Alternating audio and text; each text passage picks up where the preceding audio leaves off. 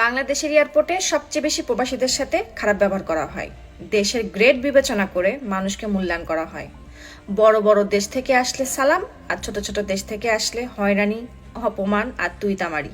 এরা মনে করে ইউরোপে যারা থাকে তারা সবাই বড় লোক, আর মিডিল ইস্টে যারা যায় তারা গরিব গারাপ ওই গ্রাম থেকে গেছে কাজ করতে।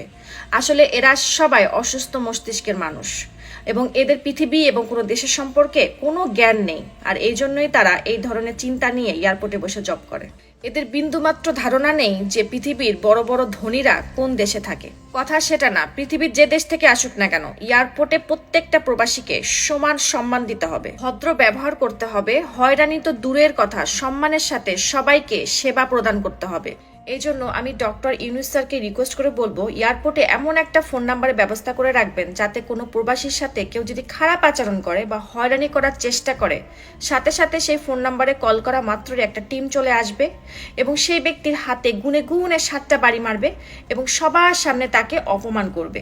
তাহলে এই ধরনের কাজ প্রবাসীদের সাথে করার দ্বিতীয়বার কেউ আর সাহস পাবে না। ধন্যবাদ।